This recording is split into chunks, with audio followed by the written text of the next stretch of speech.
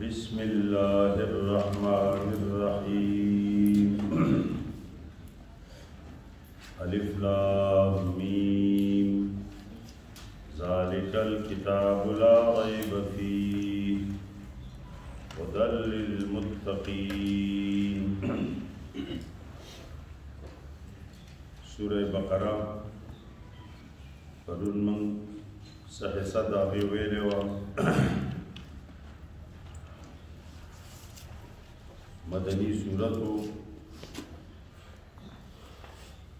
مدنی صورت من ویلی و هغه دوای چې داغه شروع بعد الهجرت شوی وی داغه اولینی آیتونه هجرتنا مخکې نه بلکې وروسته نازل شوي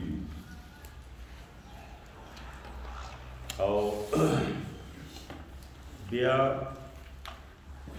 څه آیتونه داسې هم چې ډېر وروسته نازل شوي وي متصل یې په یو ځای باندې نه وي لکه دا سوره بقره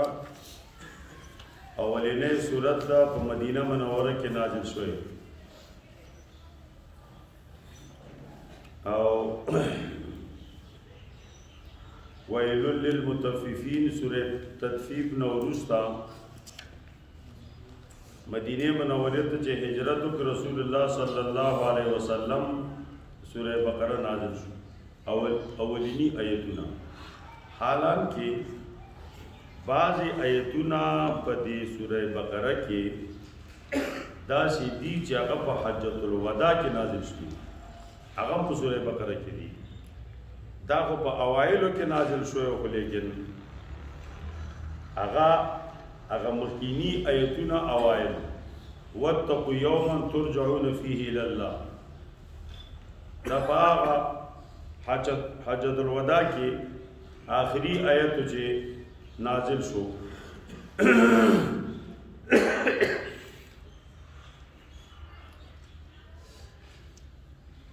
پرونو ویلیو چې ذالک الکتاب لا ریب فیہ هدی للمتقین الف لام میم کې اشاره او اعجاز تا معجز کتاب دی ولې ځکه چې دا ډېر عظیم الشان کتاب دی ذالک الکتاب کتاب هم دقه دی الکتاب سیبوئے پر نحو کی کتاب لیکل ہے الکتاب نبی ہے کامل کتاب پر نحو کی اللہ فرمائی ذالک الکتاب دا کامل کتاب دے پا احکاموں کے پا ہر سکیا کامل کتاب دے پا ہر سکی الکتاب ذالک الکتاب اشارہ شو کتاب تا هغه کتاب چې په لوح محفوظ کې دی هغه کتاب چې په صحیفو د ملائکو کې لیکل دی دا ځکه وایو چې بعضې منکرین شته جماعت المسلمین والا او بشان خلقه هغوی وایي رسول الله صلی الله علیه وسلم چې وفات کېده نو یو لیکلی کتاب و هغه یې حواله کړی صحابو ته د نبی علیه السلام په زمانه کې داسې صحابه کرام وو چې من اوله الی آخره ټول قرآن یاد ورته حافظانو ټول نه بعض او دا قرآن شریف په مختلفو پاڼو باندې و په لرګو په کاڼو باندې لیکلی شوی د ابوبکر صدیق رضی الله تعالی عنہ په زمانه کې بیا د دنه یو مصحف جوړ شو یو جمع کو یو ځای ته هغه اوږده واقعه ده حدیث پاک راځي عمر رضی الله تعالی عنہ او ابوبکر صدیق رضی الله عنہ مشوره وکړه او عمر رضی الله عنہ له مشوره ورکړه هغه بیا ومنله بیا زید بن ثابت سره مشوره وکړه هغه اول کې نه مانوي نبی علیہ السلام دا کار نه کړی موږ څنګه وکړو بیا قرا اویا تنا شهیدان شو نو د هغې په وجه باندې چې دا قاریان شهیدان کېږي حافظان دا قرآن جمع کول غواړي بیا یې جمع کړ بیا د عثمان رضی الله تعالی عنه په زمانه کې د هغې 4 نسخې ولیکلی شو او هغه 4 نسخې 4 اطرافو ته ولیکلی شو نو هغه وخت کې دا مجموعه کتاب جوړ شوی نو جماعت المسلمین والا او که یا دا نور تروري زامن وایي چې دا کتاب هغه وخت کې لیکلی شوی رسول الله صلی الله علیه وسلم چاله ورکړ نو ذالک الکتاب نه مراد هغه دی نو موږ وایو چې بیا خو په هغې کې صرف مکي صورتونه به وو ځکه د مکي صورتونو نه متصل وروستنی صورت دا سوره بقره ده او دلته ذالک الکتاب وایي نو کتاب ټول همدغه شو مکی صورتونو ته کتاب وایي هغه مدني صورتونه نو دا کوم کتاب چا سره او دا کتاب چا ته پرېښود دا ټول دروغ دي هغوی وایي که دوی وایي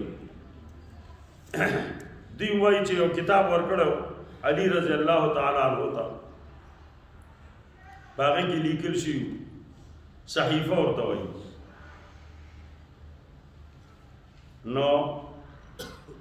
دا کامل کتاب موجز ولې دی ځکه ذالک الکتاب کتاب کامل دی نو خود به موجزي کامل کتاب ولې دی ځکه لا ریب فیه شک پکې نشته نو شک پکې ولې نشته ځکه هدی للمتقین هدایت دی د متقیانو دپاره هر یو وروستنۍ جمله د مخکینی جملې دپاره دلیل دی او یا هر یو جمله نتیجه ده د مخکینی جملې الف لام میم المرکب من هذا الحروف موجز ولې موجز ده چې موجز شو نو ذالک الکتاب نو کامل کتاب شو نتیجه شو چې موجز شو نو خو کامل کتاب شو چې کامل کتاب شو نو لا ریب فیه نو شک پکې ځکه رانغی چې شک پکې رانغی نو هدی للمتقین هدایت شو د تمام متقیانو دپاره هدایت ترې نه اخلي ټول متقیان نو که دې طرف نه راځي او که د هغې طرف نه که نتیجه کوئ هر یو وروستنی مخکیني دپاره هم جایز دی او که چېرته دلیل جوړوئ نو هم جوړېدی شي لا ریب فیه شک پکې نشته ریب مشترک دی په مابین د معنی ثلاثو کې ریب په معنا د حادثې سره هم راځي ریب المنون او ریب فریشانه ته هم وایي ریب شک ته هم وایي شک نو دلته لا ریب فیه دا په معنا د شک سره دی لا ریب فیه د قرآن کې شک نشته نو د لا ریب ترجمه وکړه په لا شک سره دې خبرې ته خیال وکړئ چې ریب په حقیقت کې هغه شک ته وایي چې هغه شک وکړي یو سړی ستا په خبرو کې تهمت در باندې وکړي لږ در باندې تهمت وکړي نو ریب چاته وایي شک مع التهمت او شک صرف مساوی طرفین تا یار دیدی سړی دا خبره او منم او کو نه منم او منم او کو نه منم تهمت در باندې نه لګي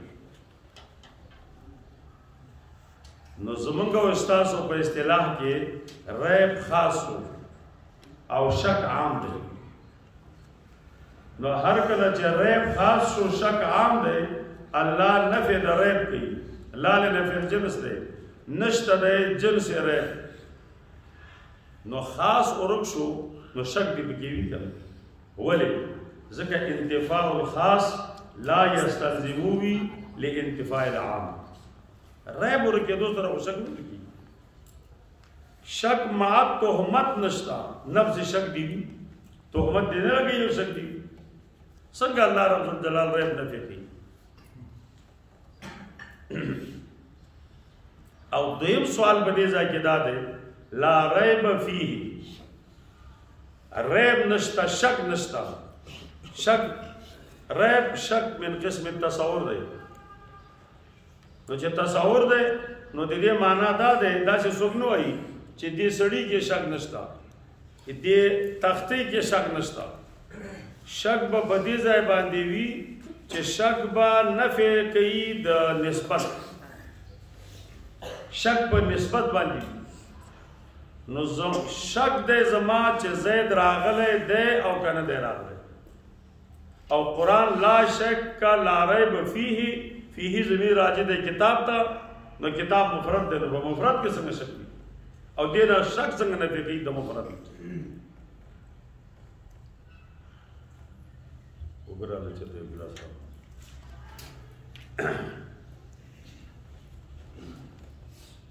ګرمي راوړل ته کمره کې ګرم کار راوړل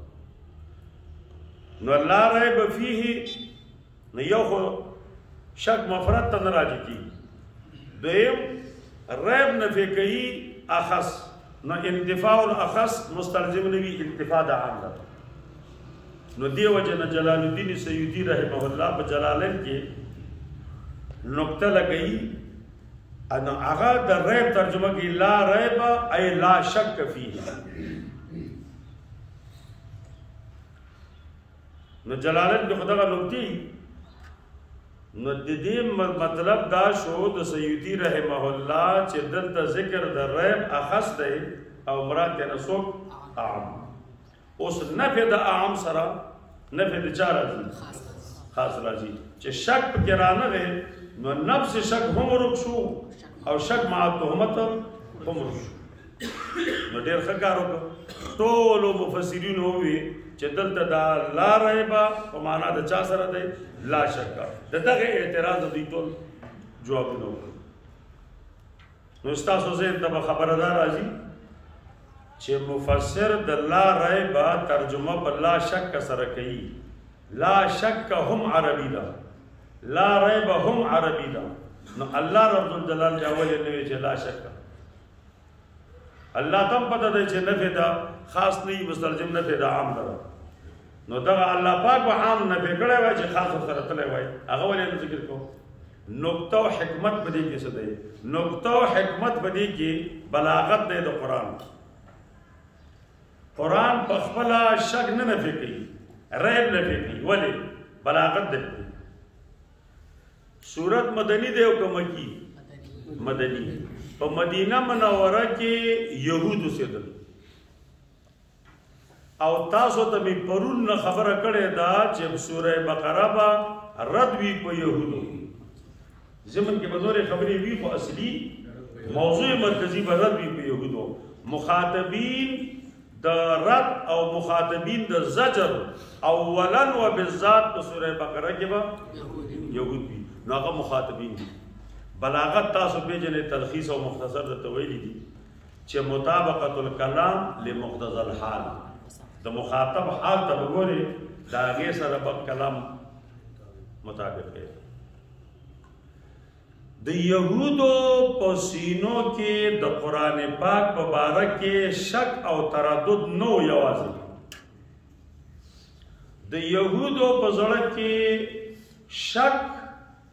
مع تهمتو او چې یهودو په زړه کې شک مع تهمتو نو دی وجه نه د یهودو سره مخاطبه چې کوي نو څه شی به نه کوي شک مع تهمت او شک مع تهمت ته څه وایي ریب وایي نو دی وجه نه الله رب الجلال التا خصوصي خطاب وکړ یهودو ته چې ستاسو په زړه کې کم ریب مع شک مع تهمت دی دا نشته په قرآن کې خو چونکې د نورو خلقو په زړه کې خو صرف شک نو لہذا ترجمه مونږ بیا کوو چې لا شک سره چې عام نه پیشي او خاص نه به کولو کې خطاب یهودو ده د لپاره چې مطابقت د کلام راشي مقتضا د حال د مخاطب سره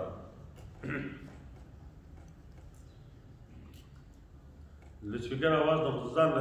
تنګي ما ځکه چې څوک وایي تیز کړی وای د کوم ځای نه تیزیږي نو تیز دی دی لپاره تیزیږي نه جهاد تیزیږي تاسو نو دا کاستیو نو چې له ماته راغلی اوس زما په تاسو څه شو یو شی ته زه صحیح شوس ما د ځان ته تکلیف ځکه ګوبو وکړې برای باندې پوه شو لا ریب فیه خبره جوړه شوه خلیل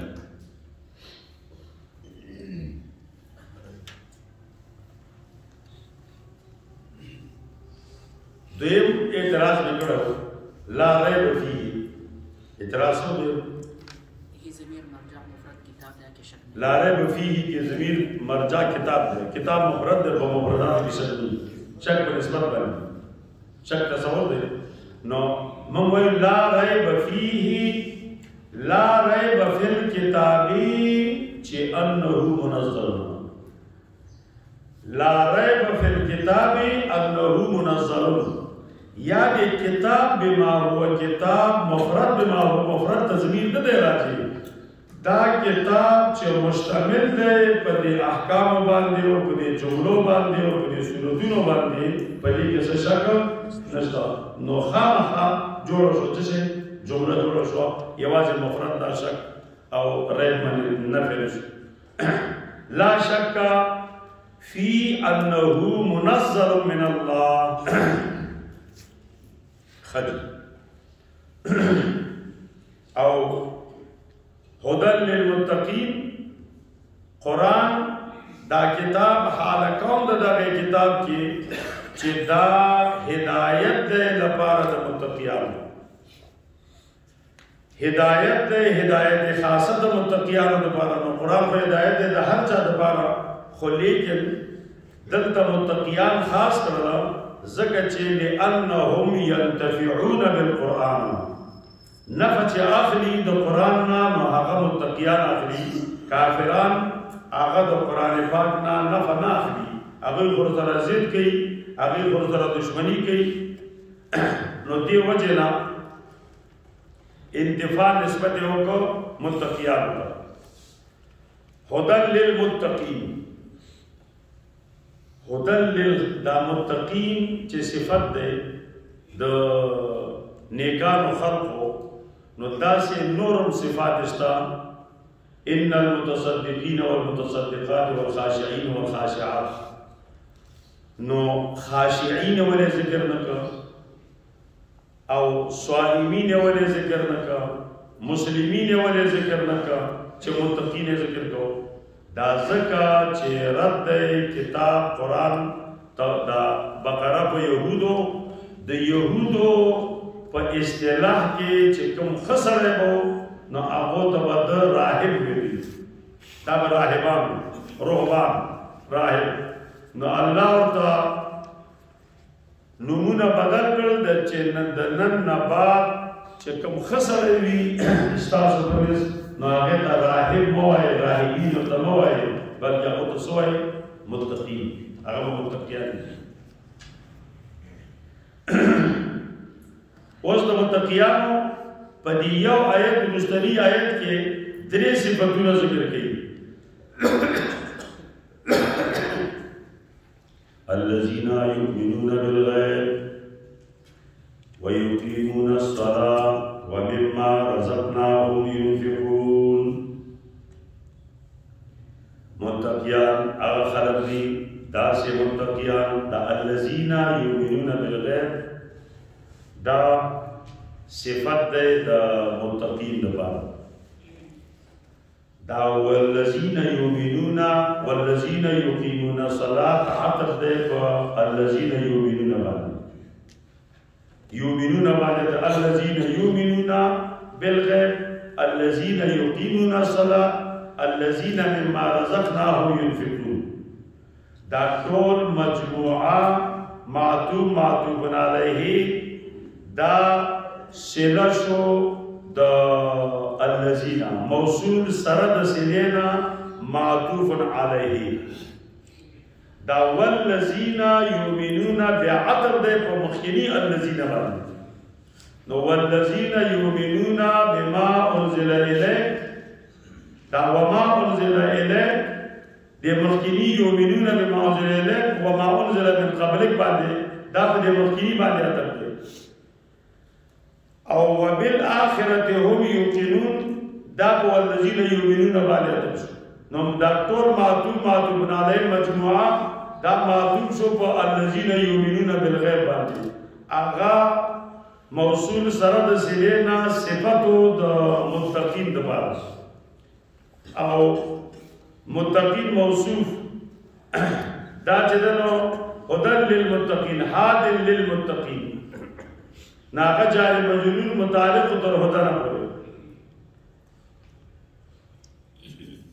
او یا دا اولئک علی هدى من ربهم دا جدا جمله شو او یا الذین یؤمنون بالغیب دا ټول مجموعه معطوف علیه دی یقینون پر دا ټول مبتدا دی دا ټول معطوف علیه مبتدا دی تقریبا 3 آیات شو الذین یؤمنون بالغیب ويقيمون الصلاة ومما رزقناهم ينفقون والذين يؤمنون بما أنزل إليك وما أنزل من قبلك وبالآخرة هم يوقنون دا ټول مبتدا ځکه هغه موصول لا راځي الذين لا او مبتدا او اولئك على هدى من ربهم واولئك هم المفلحون دغه څه شو بیا خلاص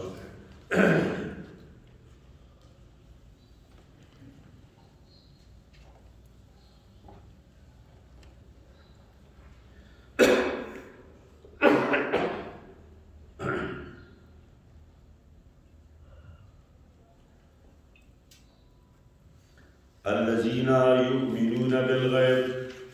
متقیان هغه خلق دي چې دوی تصدیق کوي ایمان راوړي ایمان تصدیق ته وایي ایمان یو جز تصدیق قلبي بل جز اقرار باللسان او عمل بالارکان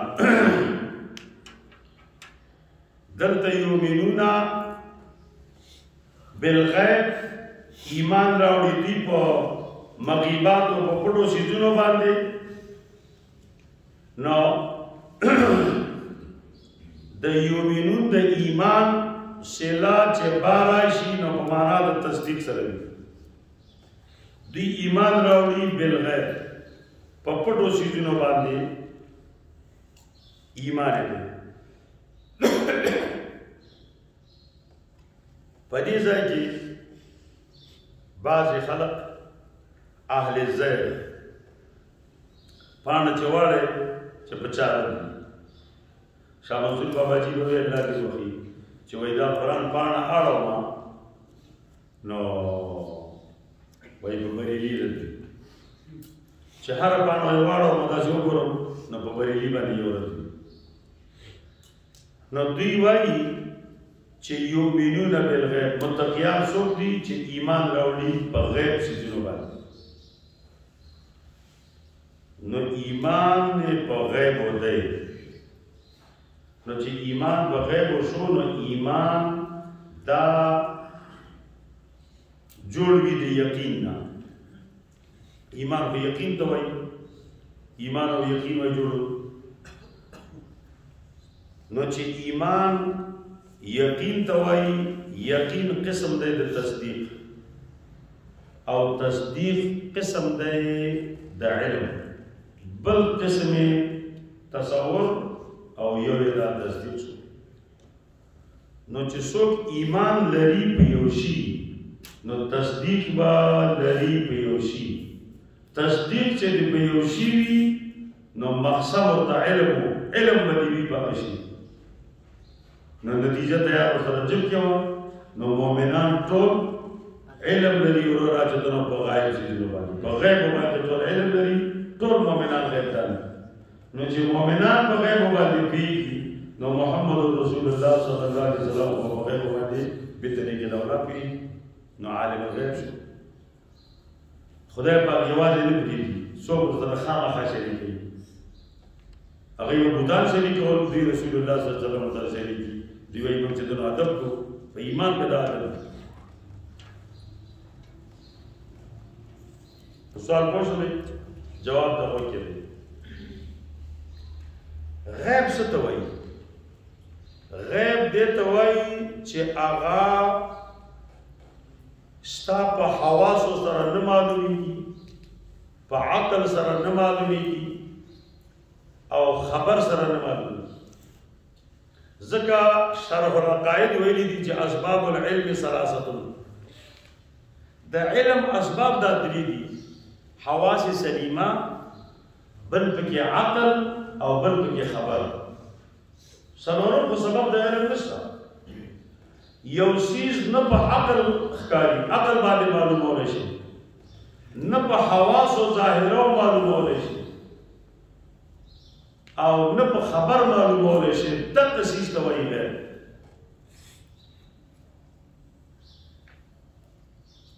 دې ته غیب وایي او دا غیب حقیقي دی. لا یعزب عنه مثقال ذره.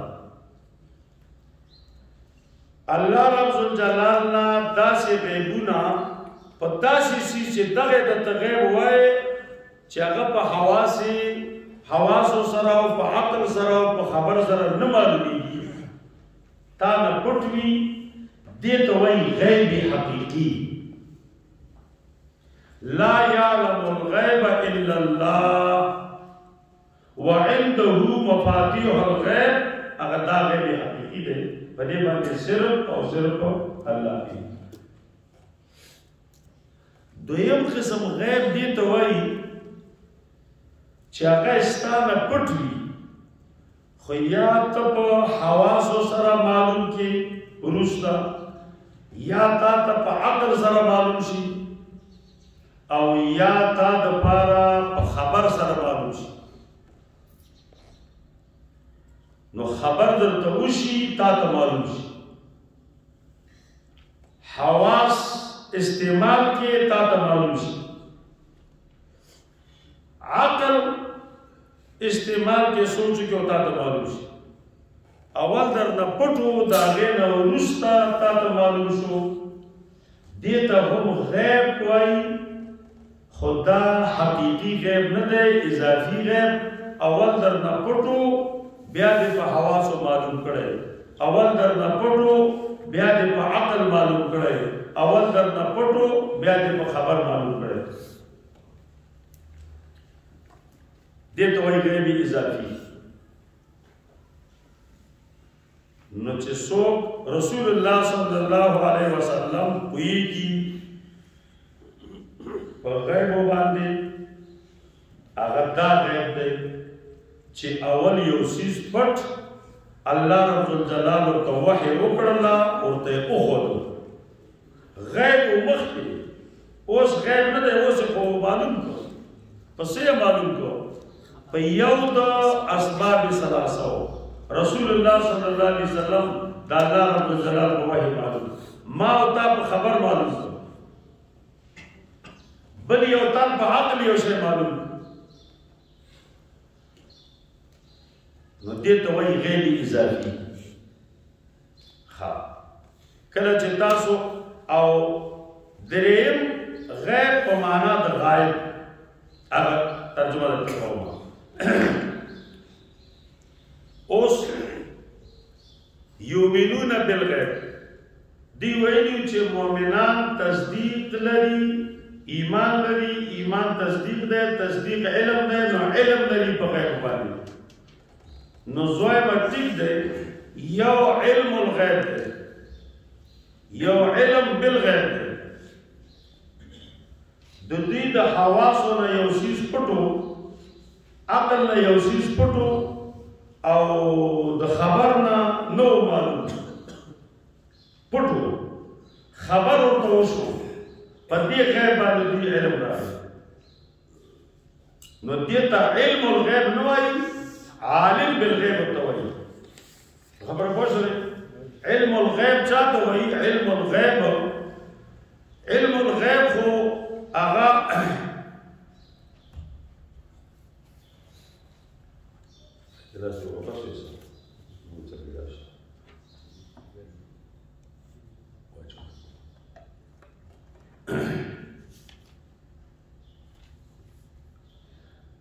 نو یؤمنون بالغیب، دی ایمان راوړي بالغیب په پټو سیزونو باندې چې هغه غایب وي د حواس خمسو ظاهرونه او د حواس خمسه او باطنونه یعنی حواس عشرونه پټو او دوی په هغه باندې ایمان راوړي عذاب القبر حواس ظاهره او د حواس باطنونه پټو نن رسول الله صلی الله علیه وسلم او خو د خبره راته وکړه چې عذاب القبر حق جنت زمون د حواسو نه پټو دوزخ را نه پټو رسول الله صلی الله علیه وسلم موږ خبر راکړه چې الجنت حق والنار حق نو چې نبی علیہ السلام فرمایله دې غیب او شیزونو باندې زموږ ایمان راغی کرامه تصدیق به راغی نو دې ته وایي ایمان بالغیب دې ته وایي علم بالغیب خو دې ته علم الغیب نه وایي علم الغیب دې باندې اطلاق نه کیږي نو علم بالغیب دې ته وایي په غیب او شیزونو زموږ استادو نه پټو الله راته ښکارا کړل بس علم هم دې باندې راغی اطلاع علی الغیب ته وایي نو دغه سي غیب هغه رسول الله صلی الله علیه وسلم خبر دی بعضی شیزونه زمونږ نه پټو بعضی شیزونه هغه داغه مونږ ته بیان شو په خبره صادق سره موږ داغه نه معلومات کو موږ به باندې پوښو یا موږ یو سیز پټ سیز وی په عقل سره معلوم الله رب الجلال وجود هغه پټ دی هغه من په عقل سره معلوم کو چې دا د هغه آثار دي البعرة تدل على البعير وآثار الأقدام على المسير والسماء ذات أبراج والأرض ذات فجاج كيف لا تدلان على السميع اللطيف البصير نو په دې باندې دې عقل باندې موږ معلوم کو چې د الله رب الجلال وجود بر حق دی آثار داغه موږ ولیدل زموږ علم راغی په یو پټ سیز باندې چې هغه زموږ د مشاعرونه او زموږ د آلاتونه هغه پټو لیکن علم زموږ راغی باغې باندې نو دې ته علم الغیب نو وایي علم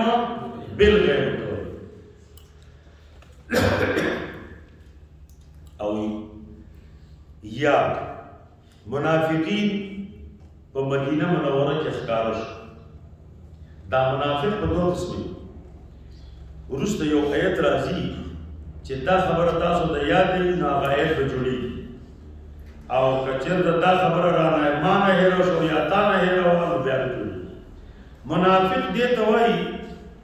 چې د زړه کې منکر وي کافر وي خو تا ته ظاهر کې وایي زه تا سره یم او کافر ته وایي چې زه تا سره انا معکم خو دا منافقین په دوه قسمه یو منافق داسې و چې یاره دا محمد رسول الله صلی الله علیه وسلم به حق خبره کوي او که چېرته دا ابو جهل به رښتیا وایي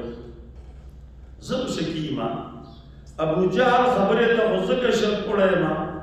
چې دا ابو جهل لکه دې کافرو چې به یې وروسته وایي نحن احق ام محمد و اصحابه ولې وروسته به راشي موږ د خانقاهې خدمت کوو د خانقاهې د مېلمنو حاجیانو خدمت کوو اوبه ورله ورکوو او د پلار او د نیکه دین چلوو او محمد صلی الله علیه وسلم او ملګري ابوبکر دي دې ځای نه تښتېدلي دي مدینه منورې ته ګوره د الله کور یې پرېښی دومره ناروا یې کړی د الله کور یې پرېښی نو چې څوک د الله کور پرېږدي او لرې تښتي نو هغه خو په ناحق دی د الله د کور مېلمنو نه نه دي خبر په مدینه منوره کې ناست دي خپلې کجورې خوري او چې د مکې او د حرم څومره مېلمانه دي نو هغه یې موږ له پرېږدي اجعلتم سقایة الحاج و عمارة المسجد الحرام نو چې دې خبرو ته به د کمزورو وکتل ویل دا ابو جهل نشي وایي دوی خو رښتیا محمد صلی الله علیه وسلم خو دا مکه پرې کړه دا خو ډېر زیات د ثوابونو نه محروم شوی او چې دې خوا ته د رسول الله صلی الله علیه وسلم هغې صدق دغه امانتدارۍ ته به وکړو خبرو ته به وکړو یاره دا مولا خو وایي حاجي صاحب ته خو وایي او ملک صاحب ته هم بد نه وایي دا خلق په مکه کې اوسېدل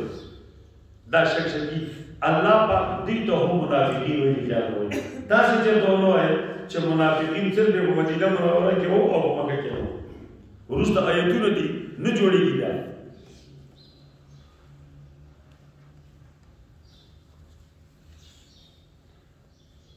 نو چې هر کله د مکې منافقین دې د منافق وایي دا مسلمان دی ولې مسلمان ایمان مسلمانی ایمان تصدیق ته وایي یقین ته وایي نو چې یو سړی شک شکی وي او یقین وي نو ایمان شک سره ایمان نه جوړ نو دی وجه نه دا منافقین شو چې مدینه منوره کې کوم منافقینو نو هغوی برملا د نبی علیه السلام سره دشمني کوله په زړه کې هغوی ډېر زیات کافر او سوچا خو په نبی علیه السلام په ملګرو باندې هم اول کې څه پروا نه کوله خو چې کله بدر واقع وشو او صحابه په بدر کې فتح وکړله نو په مدینه منوره کې منافقین ویل عبد الله بن ابي وی یاره وای دا کور نشم پرې خدای او دې سړي سره اوس جنګ نه کېږي ځکه چې هغه ښکراوری مات کړل مکې نه راغلي خلک زر کسانې په 313 باندې مات کړل نو موږ خو یو تنه یو په مدینه منوره کې نو هسې ځان پرې نه خراب کړو زه دوی ته به وایي چې هلکه ستاسو هم زنده باد نور زړه کې به کافران ګوره د مکې منافقین او د دوی په منځ کې فرق وکړو مکې منافقین شکیانو چې محمد صلی الله علیه وسلم په حق دی او ابو جهل په حق دی فیصله نشو دلته دوی وایي چې ابو جهل په حق دی خو ظاهري زنده باد شریک د چا سره مسلمانانو سره نو د دوی نفاق د هغې د نفاق نه ډېر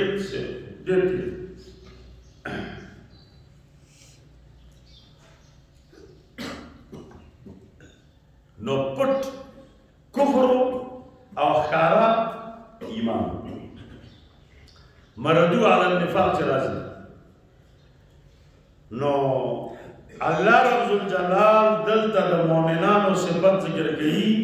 الذين يؤمنون بالغیب متقیان بګوره هغه خلق وي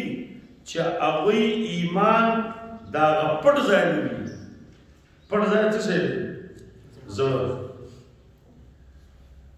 د متقیانو ایمان به د پټ ځای نه وي د زړه نه به وي نو رد شو زمنان په مدینه منورې منافقینو باندې چې ستاسو هم ایمان شته تاسو هم آمنا وایئ تاسو هم چې کله مسلمانانو سره ملاقات شي نو وإذا لقوا الذين آمنوا قالوا آمنا خو لیکن دا آمنا د کوم ځای نه ده صرف د جبه ده او د متقی ایمان به د کوم ځای نه دي د پټ ځای نو دلته غیب بالغیب معنا څه شی دی غایب هغه پټ ځای پټ سیز چې هغه زړه مبارک دی د صحابه کرامو نو دلته د مخلصینو او د منافقینو د فرق لپاره الله رب الجلال دا جمله ذکر کړه چې متقیان به هغه ایمان راوړي بالغیب په پټ سیز سره بالغیب په پټ سیز سره چې هغه زړه دی دا نه درې مطلب کوو الذين يؤمنون بالغيب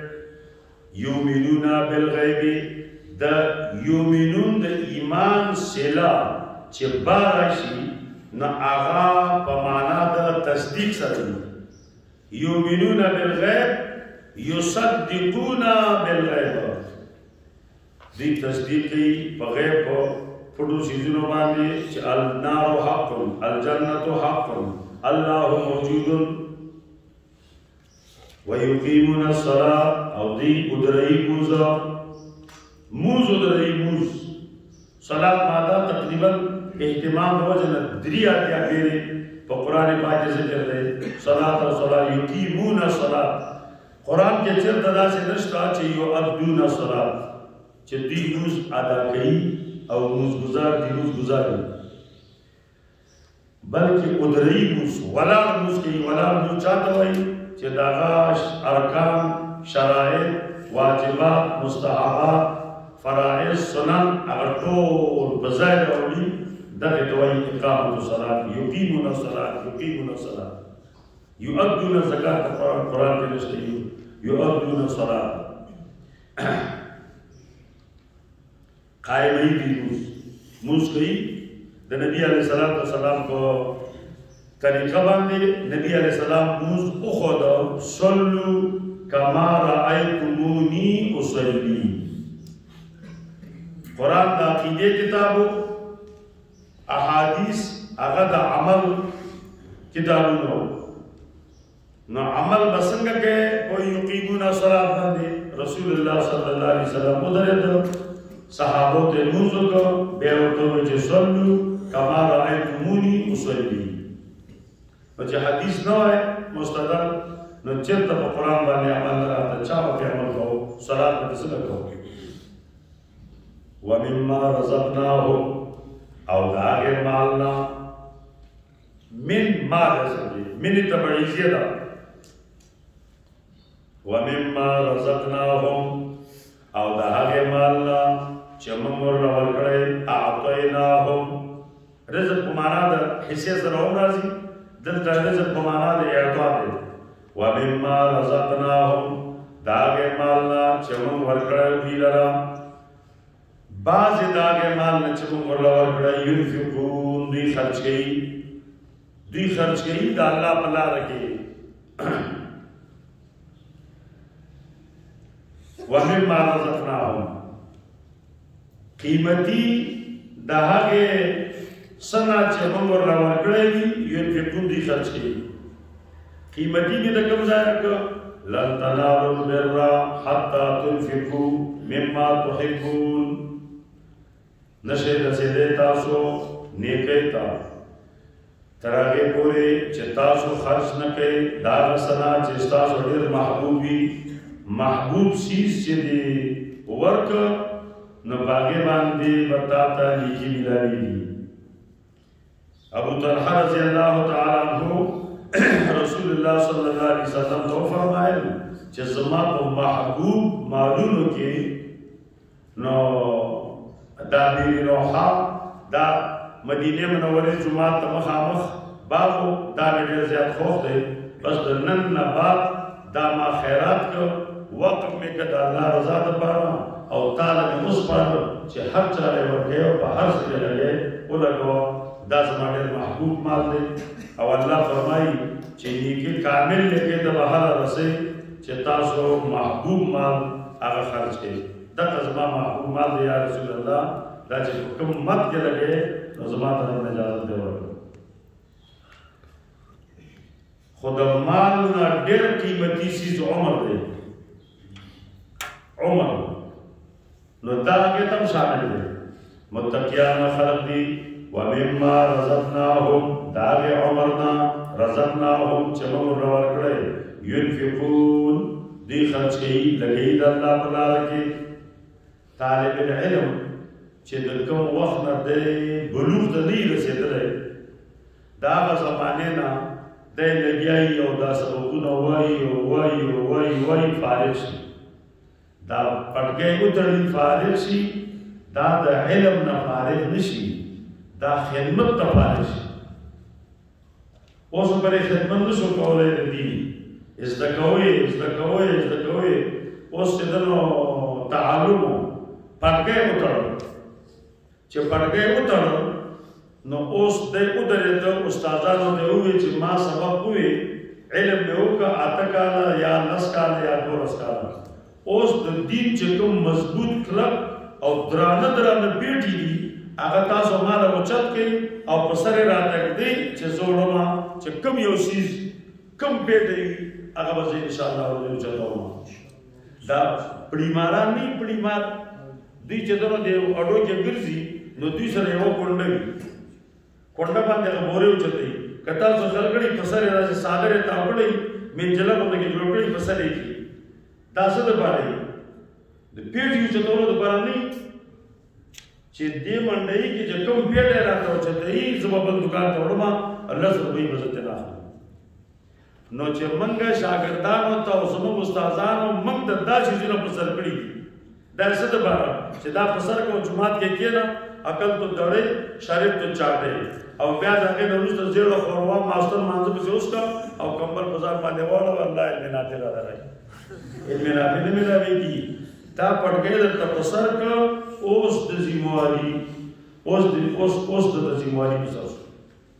مخکې باندې کتاب کتو یا نه کتو ماستر بچو ته دې کباب باندې خوړو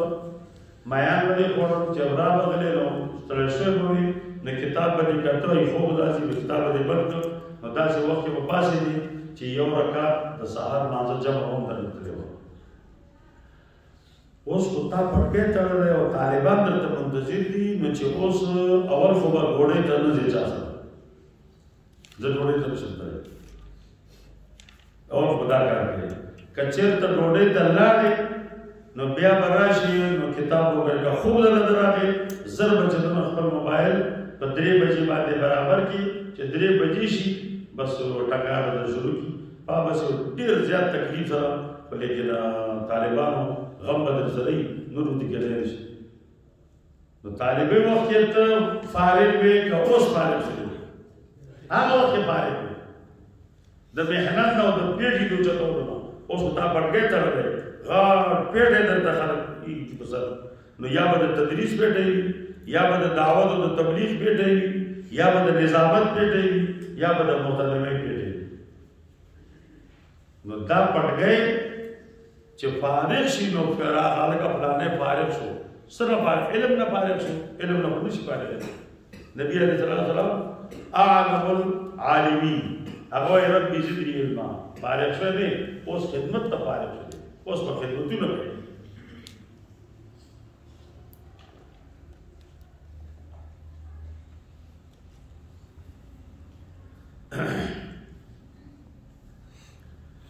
نو ځکه الله فرمایي ومما رزقناهم دا هغه عمر نه چې ما ورله ورکړی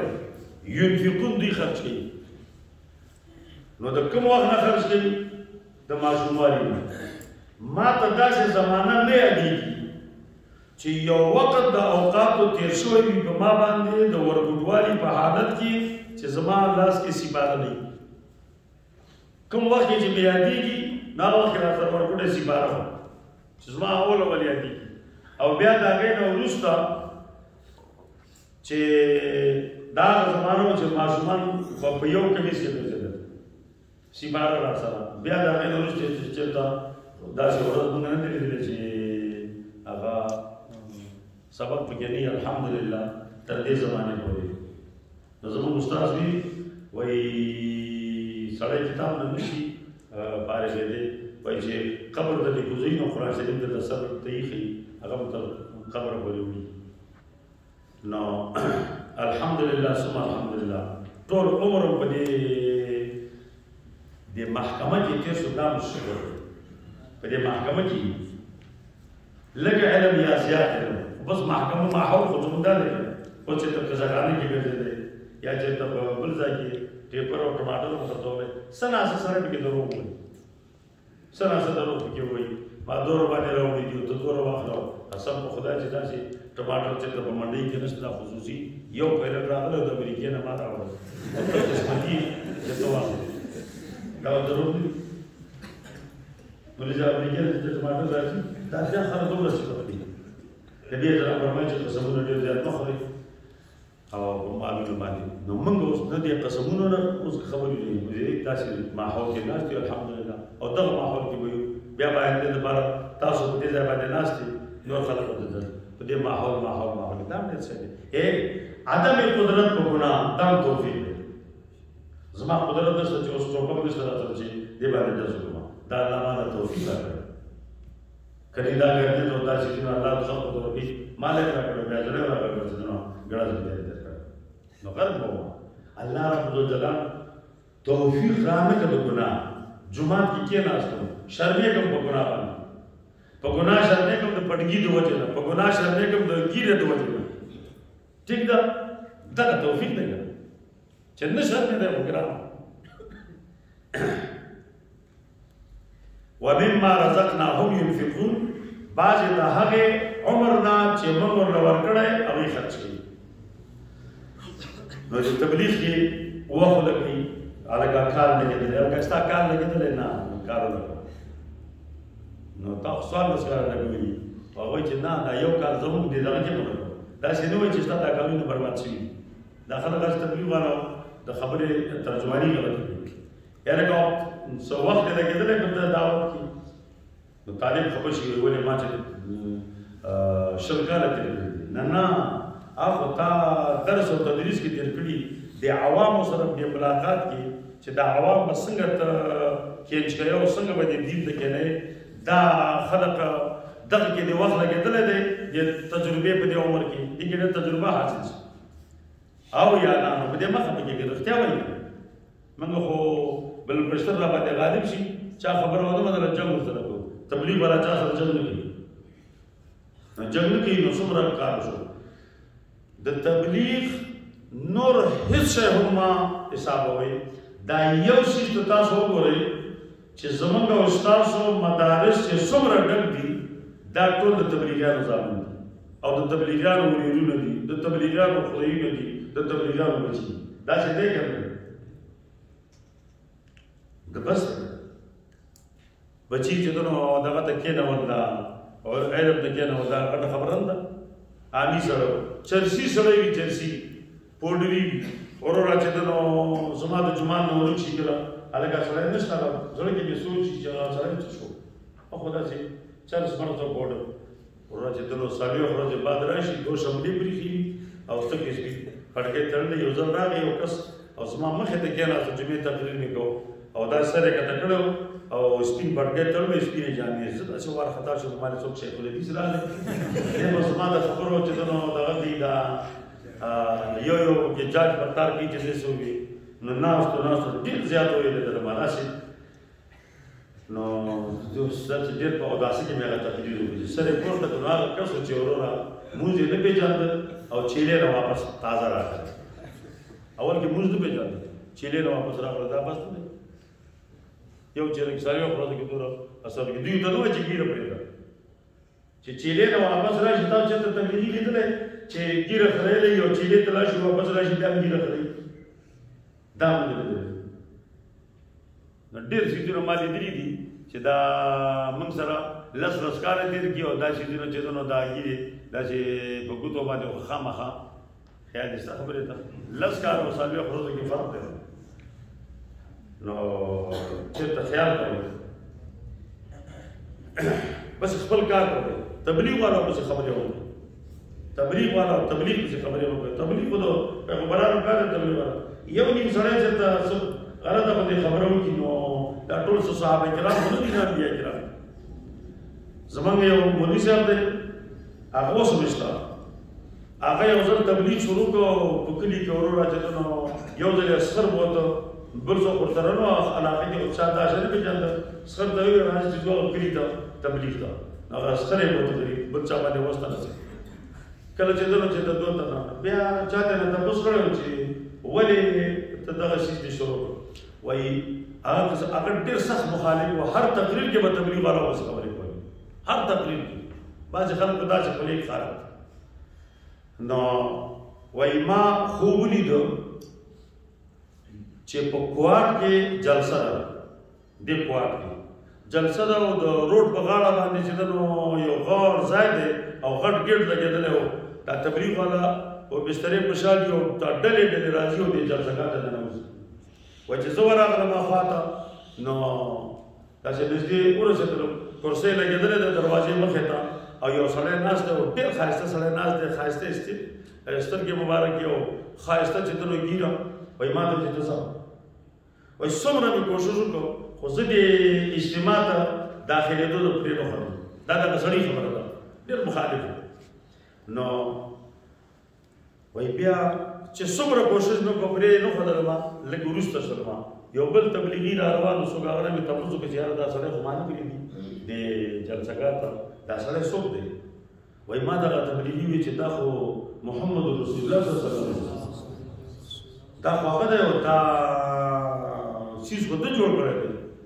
دی د دې خلکو له دعوت ورکړه چې راځي دا د جوړ کړی دی نو د خوښه ده چې څوک ویډیو کوي وایي دې وخت کې ډېر د یېرې نه چې دلته را پاسه وایي لږ خوشحال هم سلمان چې زه نبي اسلام ولیدم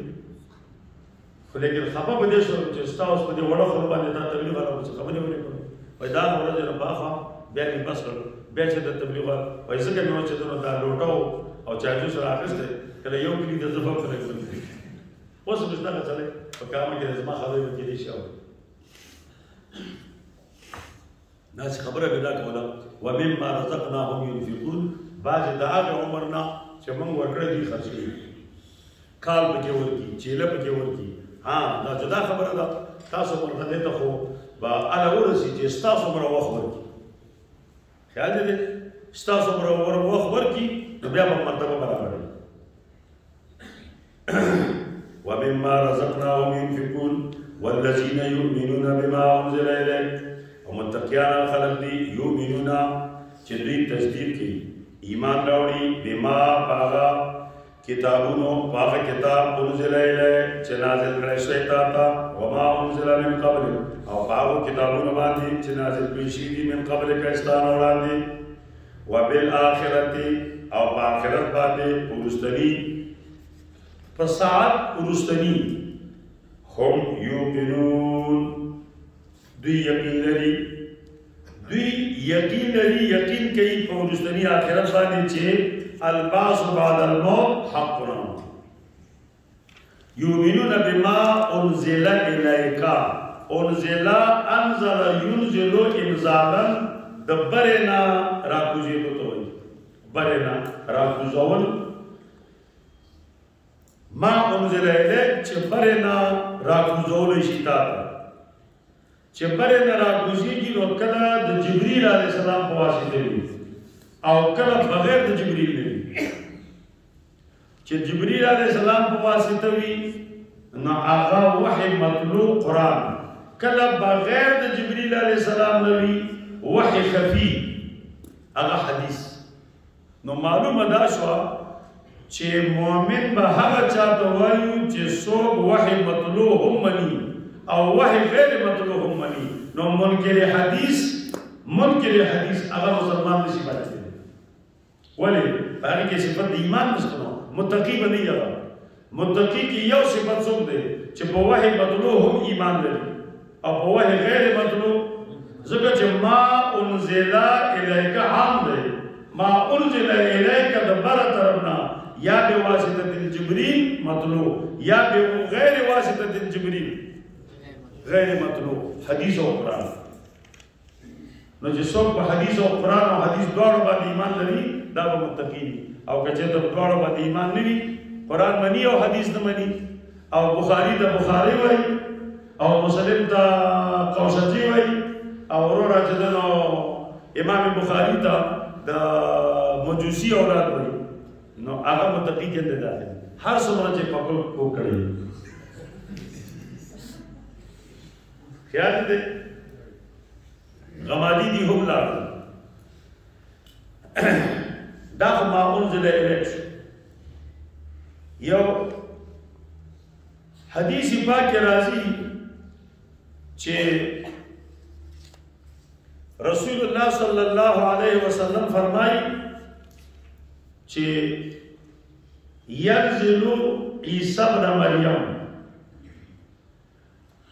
ينزل عیسی ابن مریم راکوزی کی با عیسی ابن مریم نظم ایمان دے خو لیکن اہل زیغ په دنیا کې شته د ټولو نه غټ اهل زیغ هغه قادیان دي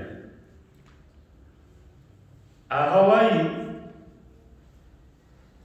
چې ینزلو په معنا د یخلقو سره دی خلق سره دی نو چې خلق سره دی نو د حدیث معنا دا شو چې پیدا کیږي با عیسی ابن مریم خو لکو دکې دی وایي تعویل زه نورم کوما پیدا کیږي با مسیح د عیسی ابن مریم نو نتیجه ورسره ده وایي چې هغه صحیح نو د ینزلو ترجمه یې څه وکړله یخلقو سره وانزلنا الحديد من نازلو د برنا حديد وخلقنا الحديد من پیدا کړو او من پیدا کړی د اوسپنه د اسمان نه ورځي اوسپنه پیدا کی دا د قادیانی د مرزا استدلال نو ینزلو په معنا د چا سره شو یخلقو سره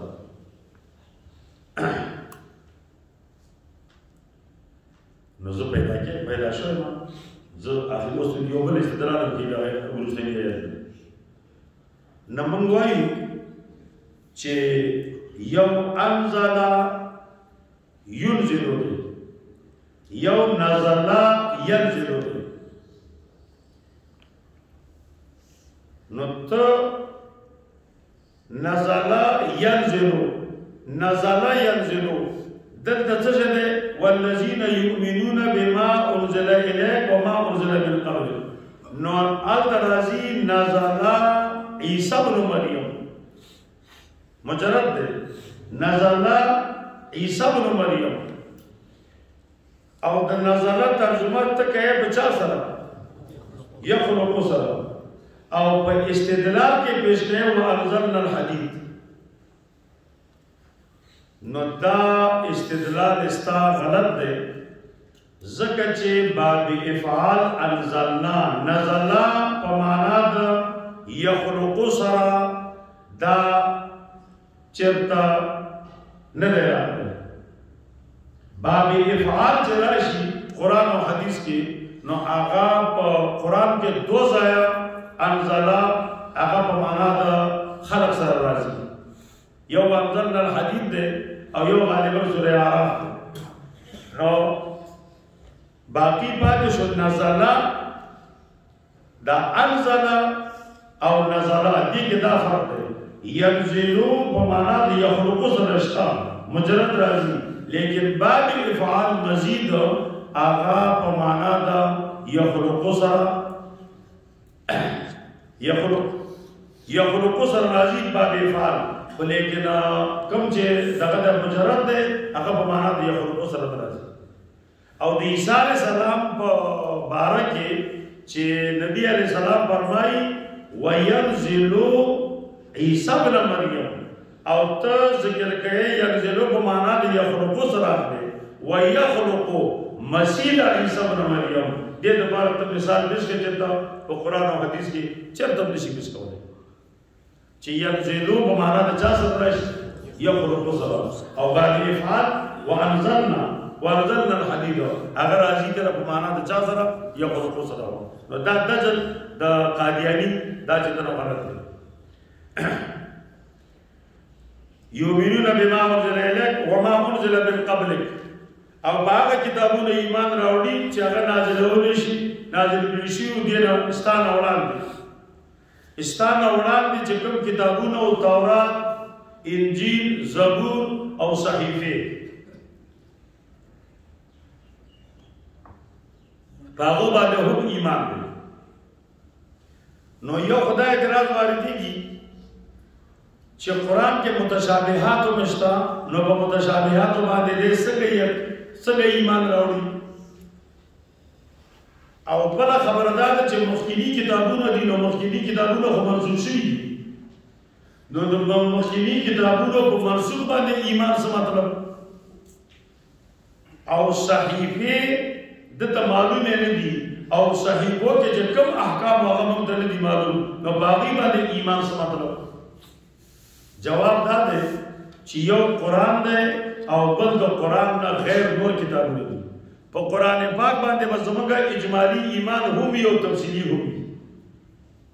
یقینا زموږ په قرآن اجمالی ایمان هم شته او تفصیلي هم شته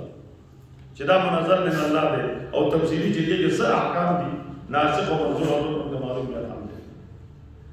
او په صحیفو باندې او په مخکینو کتابونو چې اگر منسوخ دي منسوخیت دا منافی دا عقیده سره ده هغه منافی دا ایمان سره ده زمون ایمان ده په دې خبره چې کوم تورات په موسی علیه السلام باندې نازل شو حق کتاب کوم کتاب چې په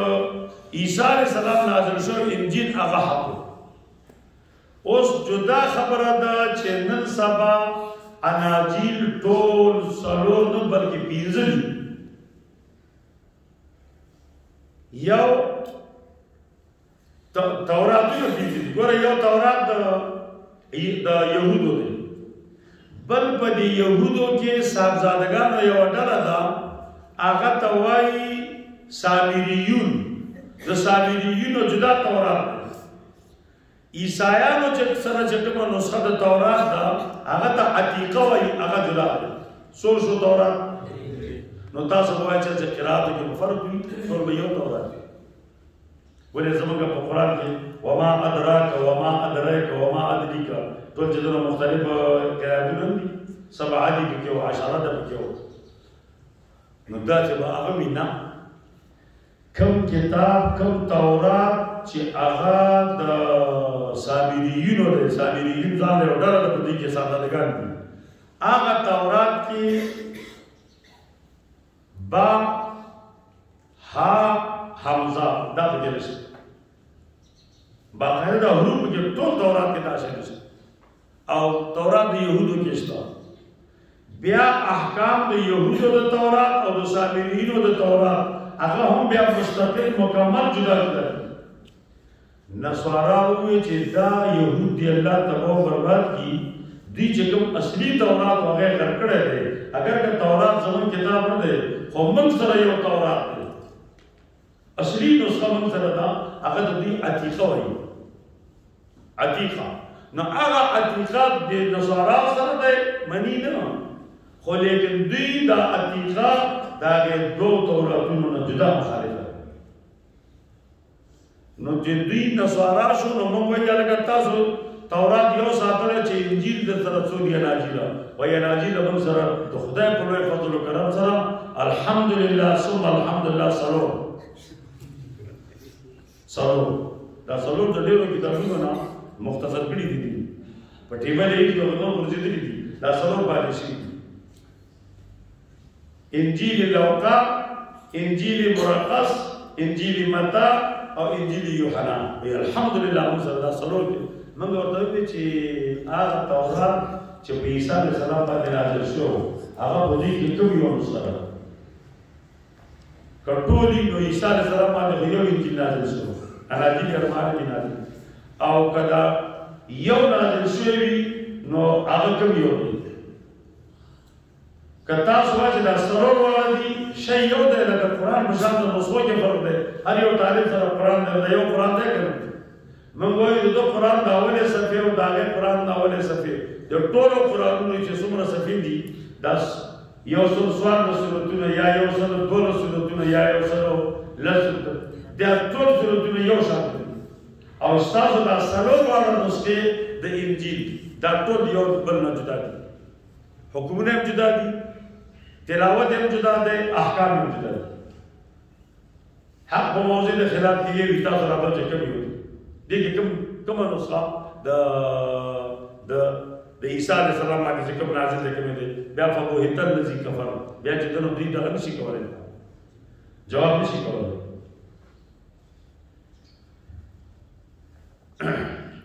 مولانا رحمت الله دیوبندی دی عیسایانو اپریشن د یهودو اپریشن علماء دیوبند کې دا دې سره کړی څه عجیبه مناظره به کولې هغه اوس په چرته مناظره نه پیلې او په هر وخت کې چې دا مناظره کوله او د عیسایانو په چې دا مناظره کړې اظهار الحق کتاب دی ها اظهار الحق کتاب دی اظهار الحق ډېر څه کتابونه دي دا دلته په بل صدیق کې اعلان شو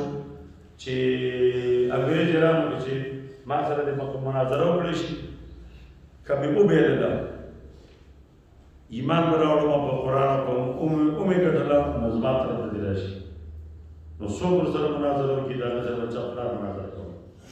دیوبند علماء مولانا رحمت الله ته وایي چې ته مناظره سره دلته مناظره وکړه انګريز پړ چې انګريز پړ کو حکومت انګريزانو چې انګريزانو حکومت انګریزانو وایي چې دا ډېر غلط کار شو چې زموږ سړی پړ کړ اوس دا چرته ورغواړي چې دا مناظره دواړه وجل غواړي دا دغه خو دا غیر مسلم خو به ځکه وجلو چې ته به وشرمولو دا به ختم کړو او دا رحمت الله به مو وجلو ځکه چې ته خو موږ په شرمولو او مسلمانانو کې داسې تېر سړی پکار دی نو انګریز خو مخکې نه خبر شو ارامي هغه چې دونه لاړ ووتو او دی ورپسې خبر شو مولانا رحمت الله نو دی د بلوچستان په دې لاره او د ایران په دې لاره دی هم لاړ چې نو پیر مبارک هغه په مدینه منوره کې و قاسم نانوتوي رحمه الله دی هلته ورپسې لاړ چې لاړ به سره پناه ونیو دلته انګریزان پیدا کړل نه هغه انګریز پیدا کړ نه رحمت الله پیدا کړ دواړه تښتېدلي خو لیکن بیا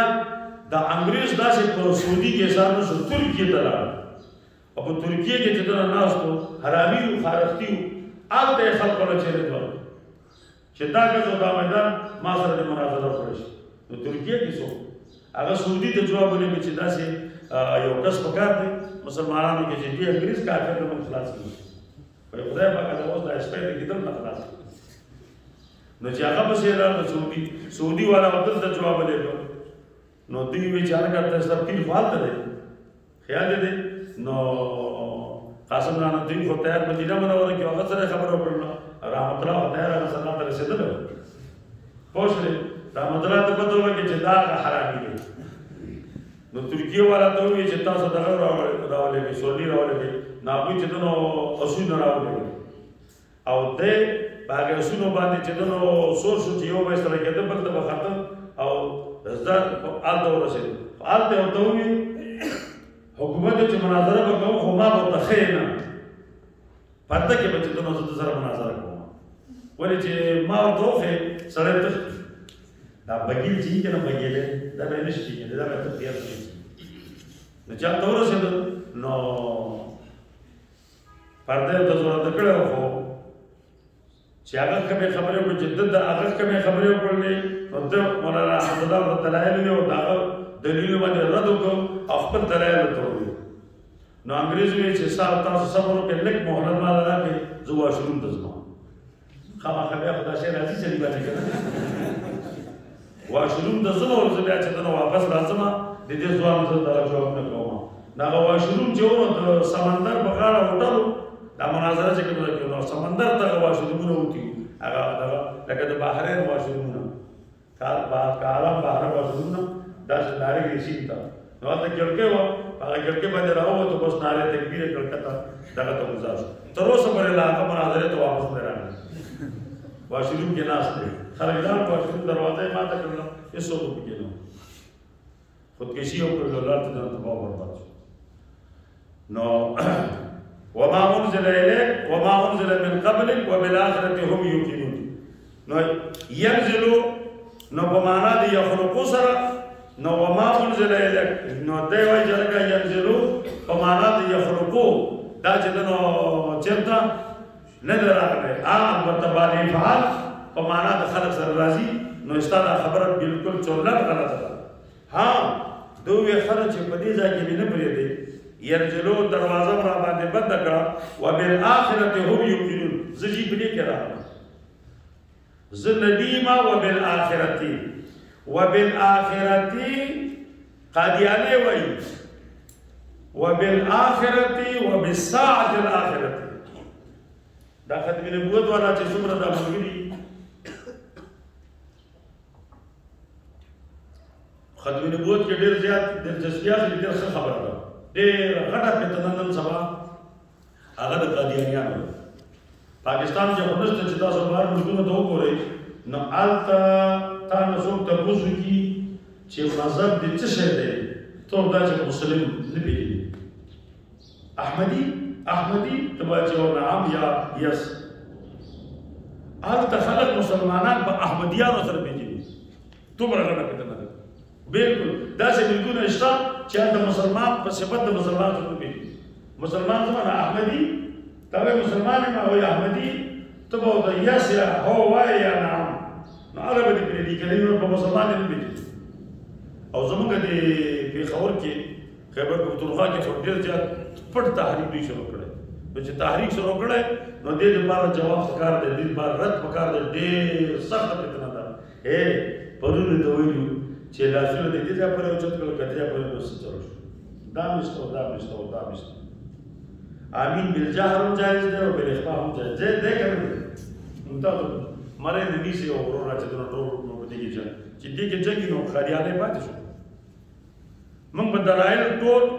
د قرات خلف الامام نه چې تاسو نه تاسو کومه قرات خلف الامام آمین بالجهر تاسو د دلایل یاد دي چې قادیانه دومره لوی مفسد دی او غلام احمد څومره استدلالات په دې قرآن کې کوي هغه درته تاسو کومه بیا تاسو ته نه یاد ولې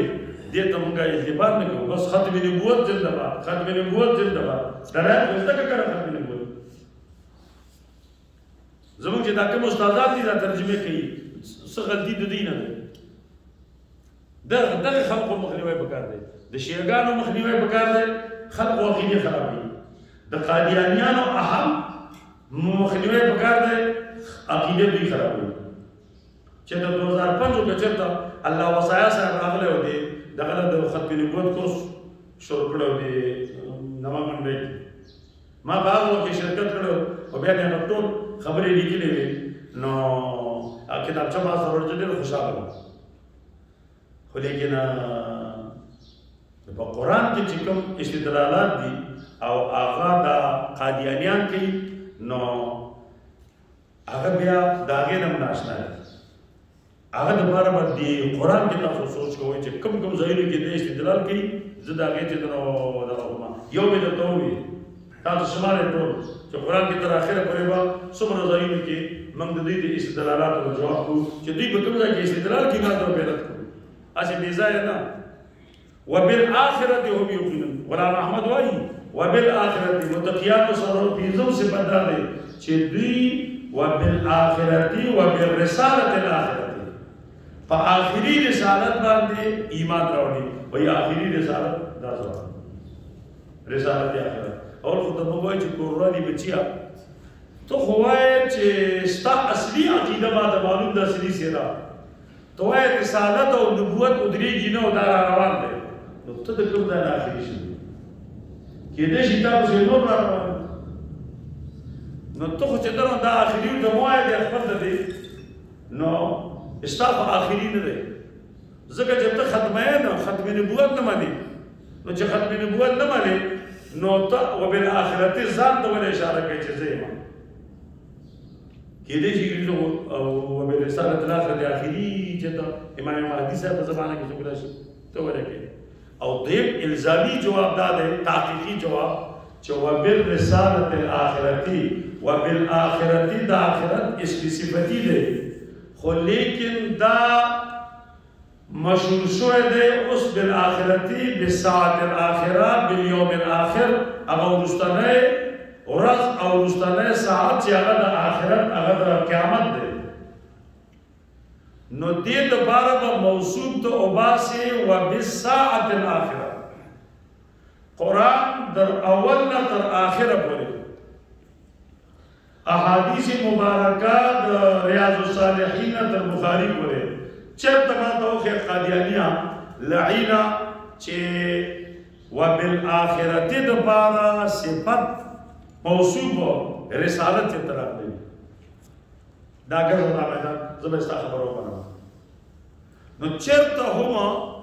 موصوف په قرآن او حدیث کې د ساعتي څوک نه دی راغلی رسالت حالات کې دا موږ ته پکار دی زمونږ عقیده دا دی زمونږ دین او مذهب دا دی چې رسول الله صلی الله علیه وسلم رسالت آخرنۍ رسالت نو بیا به موږ ویلي چې وبالرسالة الآخرة چې محمد رسول الله دی موږ هم دا ترجمه نه کړو موږ د نبي علیه السلام ختم نبوت موږ د نبي علیه السلام آخري پیغمبري دا به نورو ادلو سره ثابتو دې سره د کمزوري دلیل سره نه ثابتو لکه ته چې ثابت دی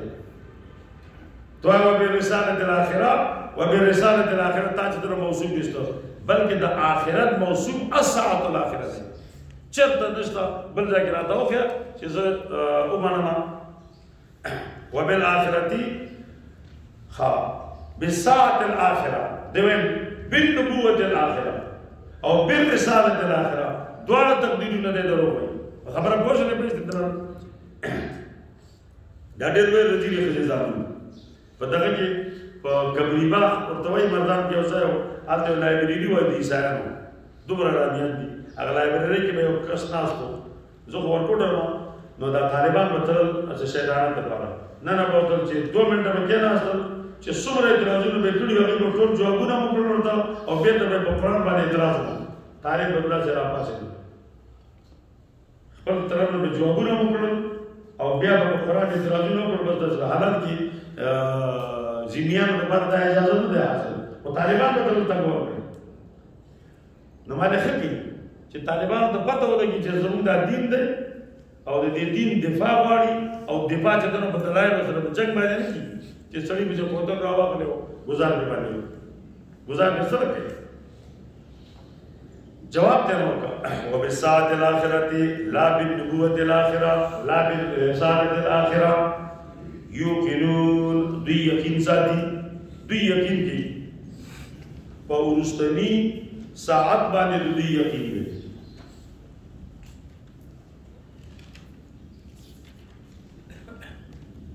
خدي او د منافقینو او د کافرو هغه چې په آخرت باندې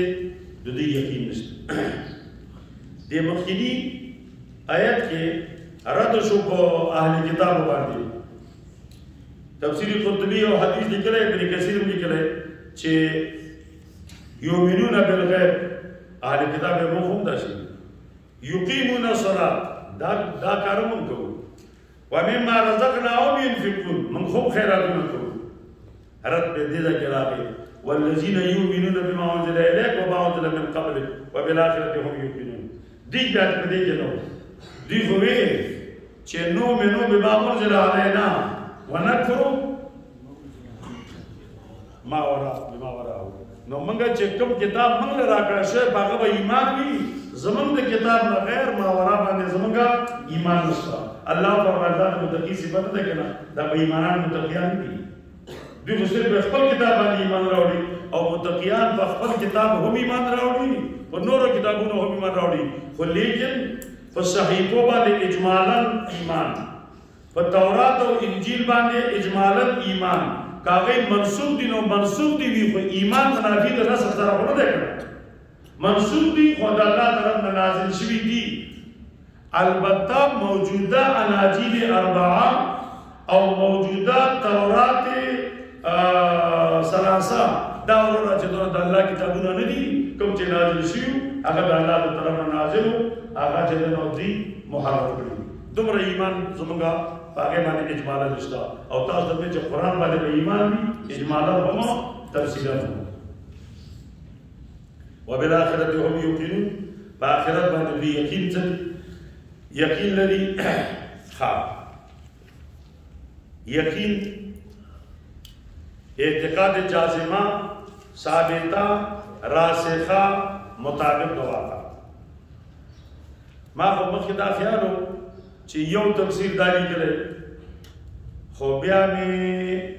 یو دو تفسیرونو کې نورم دا خبره ولیدله نو هغه یو تفسیر والا ته خو مې زړه کې و چې ما یې څوک وي چې تپوس ته نه وکړم هغه خبره دا ده چې کتاب لیکلی دي وبالآخرة هم یوقنون په آخرت باندې متقیان ایمان راوړي یقین لري د الله علم دا موصوف بالیقین نشي کېدای چې الله رب الجلال په دې خبره یقین لري الله په دې خبره یقین کوي د الله علم یقیني ده او کنه ده نو هغه کتابونه ولیکل چې د الله علم یقیني نه ده ولی یقیني نه ده ځکه یقین راځي پس د شک نه یقین راځي پس د شک نه او الله رب الجلال علم حاصله پس د شک نه وي ورته دا راځي ته تاسو دې ترشه فتح خبره راکې کړو راشي سره دی راشي دا دغه بل څه ورکو ته دې څه دا الله علم وای موصوف بالیقین نه دی ولی ځکه یقین راځي په څه نه شک نه نو دا الله شک نه راځي نو دی وجه چې دا نو علم ته علم یقیني نه وایي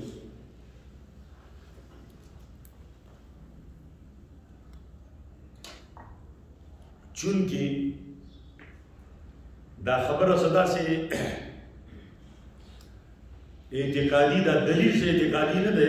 دا خبره یقینی ده چې دا الله علم موصوف بالیقین نشي کېدی او وی په دلیل وي دا ځکه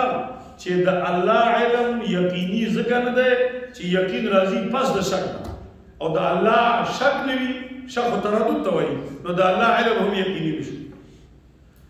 ناول مې په یو تفسیر کې لیدلی ما چې دا غنه تاسو کوم چې دا دی ولې لیکلي په جبل کې لیدو نو مخالفت به د دوړو نه وکړو د دلیل نه مخالفت بلکې مخالفت څه وکړو دوی چې کوم دلیل ویلې هغه به مخې زه چې کوم دلیل تاسو ته وایم دا به خالصي زما د طرف نه وي نو کوم خوښ شو قبول یې کې خوښ شو دا بل دلیل خدای تاسو یاد صحیح ده زما دلیل دا دی چې د الله علم موصوف بالیقین نه دی یقین اعتقاد جازمه ثابته راسخه مطابق د واقع دوایی خو یقین قسم دی د تصدیق په څلور قسمه دی یقین جهل مرکب ظن تقلید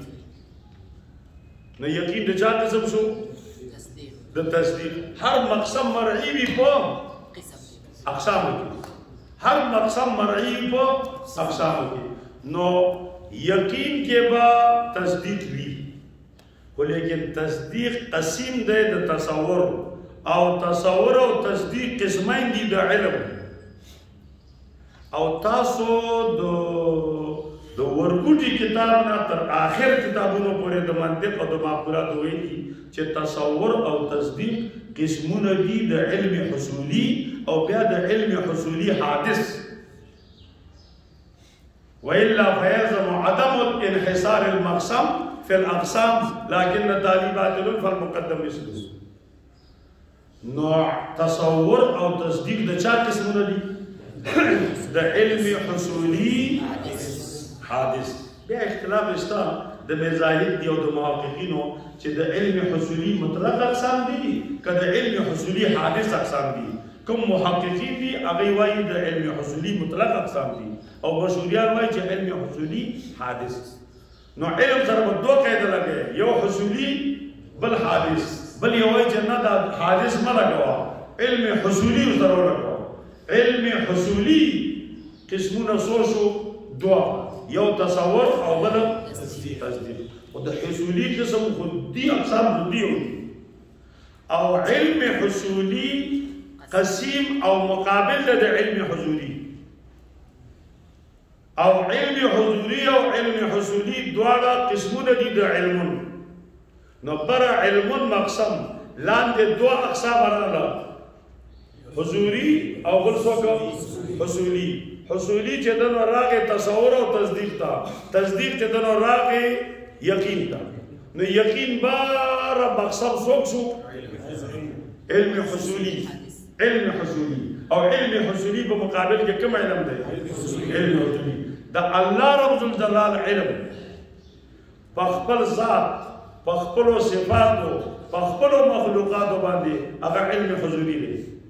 د علم حصولی درې علاقې دي عینیت نعتیت مجعولیت منګو تاسو باندې علم حضوری دی علاقه د مجعولیت من مجعولی والله جاعل خالق دی صفاتو باندې علم حضوری دی نعتیت الله د بارا نعتونه صفاتونه دی هغه موصوف او په خپل ذات باندې علم حضوری دی عینیت نو یو د الله ذات دی بل د الله صفات دي او بل د ممکنات دي درې سرورو کې څه نشته الله پاک په دریو سيزونو باندې علم کم نمبر دی حضوری دی او حضوری مقابل د حصولی دی نو یقین خو قسم د حصولی دی نو د الله علم علم یقینی نه دی خود نه دی دا الله علم حضوري دی او حضوري علم هغه د حضوري نه غوره دی علاقه پکې د مجعولیت دی او علم حصولي خو په حصول صورت سره دی الصورة الحاصلة من الشيء عند العقل حضور الشيء عند العقل نو چې حضوري علم وي نو حصولي ته څه ضرورت دی په خبره باندې پوه شئ د برنه نو چې راغی نو د یقین قسم شو د حصولي یا د حصولي مطلق او یا د حصولي حادث او حصولي مقابل د حضوري دی نو بالآخرت هم یقینون نو په آخرت باندې دوی یقین ساتي مؤمنان د الله علم هغه یقیني نه دی ولې نه دی یقین کمزور شی دی د حضوري قسم دی او چې چا کې مقسم نه وي نو اقسامو کې مقسم مری وي کنه نو دا چې د قسم د حضوري دی د الله علم حضوري شو نو کوم ځای کې چې د الله علم یقیني شو نو زه وایم زه وایم چې دې کې ما بل څوک لا اوسه پرې د چا نه مې نه اورېدلی دا جواب ما د خپلو استادانو نه هم نه دی اورېدلی زما خپل ځان له جواب دی که مو خوښ شو نو وابخلې که محققین او که مشهوریان یې نه باخلې علم حضوري د شامل نه دی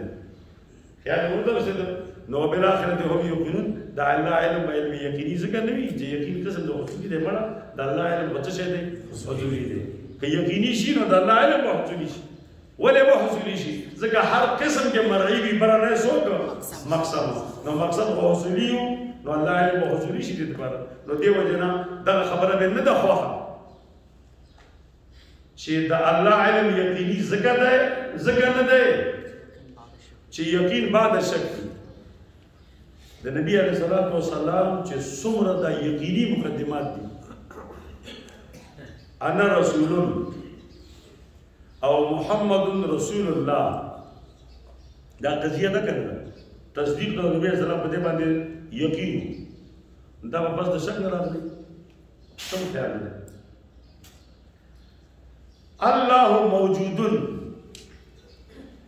الله موجود یو قضیه ده کنه دا یقینیه ده که مشکوکه یقینیه د نبی علیه الصلاة والسلام په الله موجود باندې یقین وکړو سم خیال دی پرون بل ورځ درته ویلي هر یو نبی او هر رسول قبل النبوت څوک وي اوچت نمبر ولی او ولی شکی کې نشي د الله موجود یو سړی چې شک وي چې الله به موجود وي او که نه وي هغې نه پس په استدلال باندې د الله وجود ثابت کړي نو دا ولی کېدی شي دا پیغمبر کېدی شي نو الله موجودون باندې دغه مفسرینو نه زه تپوس کوم چې الله موجودون باندې د نبی پاک صلی الله علیه وسلم یقین وو که نو وایي نو بیا خو کار خرابېږي که وو نو دې نه مخکې شک په دې باندې وروسته د دلایلو نه بې یقین راغی که اول نه دا دې مقدمې باندې یقین وو نو خامخا به دې وایي چې والله په دې مقدمې یقین وو شکشکي خو څوک نه وایي شکشکي خو کافر دي وما كنت تدري ما الكتاب ولا الإيمان نو شکشکی چې کافر نو ولی ني نو چې کافری ولی ني نو د نبی علیہ السلام په الله موجودون باندې شک نو چې شک نو اول نه څه شو یقین نو څنګه دوی چې یقین باندې شک اسلام مقدمه په دې باندې موجود ده ځکه چې نو موږ د خبرې نه د دلیل نه خلاف کو خبرې نه دلیل نه څه دلیل بدای په لږه چې تا شاګردان ته بددا سي وایي ښا او بل اخرت هم یقینون چې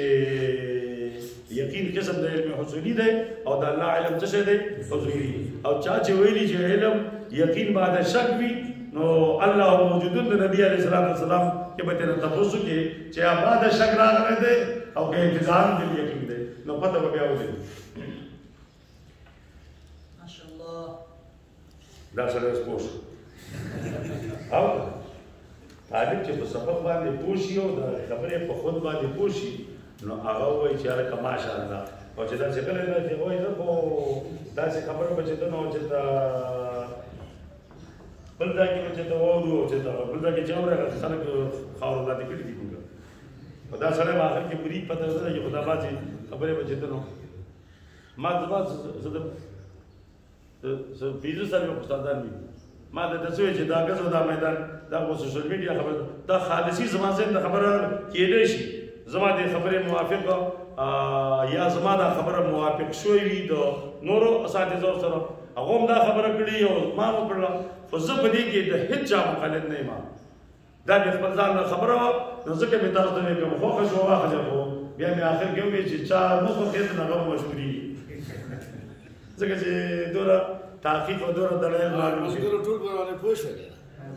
ماشاءالله ټول باندې کړو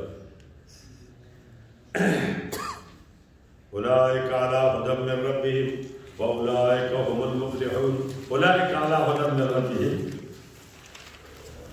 هم على هدى من ربهم بكارو هم دغه موصوفين بصفات هم داو داو داو داو داو دا دې صفات شو هم ذکر ضمیر ذکر نه ذکر کوي چې ضمیر سره مراد کېدې شي ذات هم دا ذاتونه او اولئک کې جيبه کمال دی اولئک کې جيبه کمال دی اولئک آبائی فجئنی بمثلهم اولئک کې کمال دا دی چې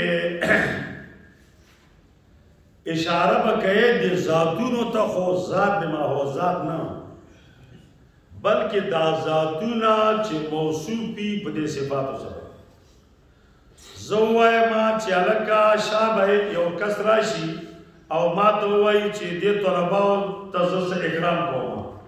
زور دوایما چې اولائک دغه طلباء کرام زتا د خیمه دوی ته یو 10,000 روپۍ ورکړه نو دا به هغه چاته ورکوي چې هغوی طلباء کرام وي موصوفین په دې صفاتو باندې چې ناست وي د 8 بجو نه تر آخر د 12 بجو پورې ناست دي نو اولئک دې ته وایي نو اوس که دې کې یو تن راغلی وي تماشې ته یا د چا سره کار او هغه کې ناست دي زم چې د اولایکو ته دا پیسې ورکا هغه سړي ته دا نه ده شامل او کماوي چې هم ورکا لهم چې مې وي نو هغه سړي کې هم شامل او که اولایکه مې وي هغه نه شامل ولې اولایکه کې کمال څه دی دغه ذات خو چې دغه صفت د طالبې او صفت د درس پکې وي نو اولایکه شو څومره د عربیت او د قرآن سره بلاغت اوس مخکې چې دغه متقیان دي نو دا متقیان به ورورا هدایت د پاسه سوالوي او دوی به کامیاب وي نو اوس متقیانو که دا مستری صفتونه پکې وو که نو بیا به دا معنا وه لیکن قرآن وایي چې نه داسې نه دا اولایکه خو متقیان دي مختصر تاسو ته ویلي متقیان دي او دغه متقیان اعلی هدن بوي خو چې دا 15 صفاتونه د دنه چاپیره وي او مضبوط پړي سره دي تړلي چې یو صفت نه هم او نه وي ولکه یو صفت نه او خو یؤمنون بما انزل الیک وما انزل من قبلک دا صفت پکې نو دې صفت نه بغیر يهودو کې دا صفات وکړو اوس مې ویو هغه موږ هم ایمان بالغیب لرو هغه موږ هم یقیمون الصلاة زکات ورکړو نو اولایکه خو بیا هغه ته شامل نه اولایکه هغه ته شامل نه دي اولایکه سمانا دغه متقیان خو چې دا 15 صفاتونه 15 په 15 کې خامخا په دې موصوفینو کې وي نو اعلی هدن حلب اعلی هدن وي نو هم پکارو اولایکه